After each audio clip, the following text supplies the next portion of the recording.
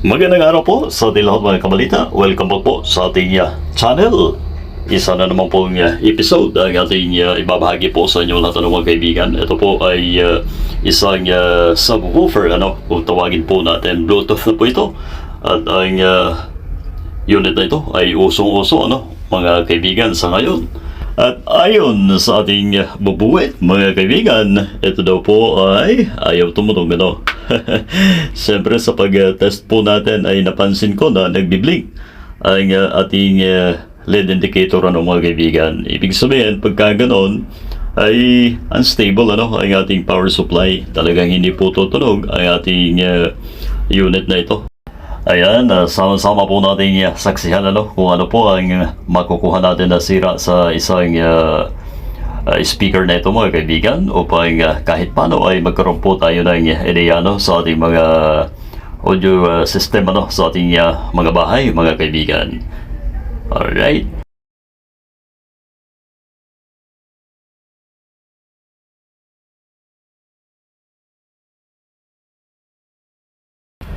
So tuloy po tayo sa ating pag-check, mga kabalita. At may napansin po dito ang inyong likod, isang kinakalawang na jumper papunta po sa ating filter capacitor, mga kaibigan. Ang isa na to. So tanggalin po muna natin.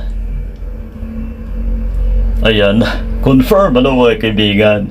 Yung isang pin po ay talagang leak na at nag-umi na ang piyesa na ito, mga kaibigan. 10 UF at 400 volts ang value ng piyesa natin.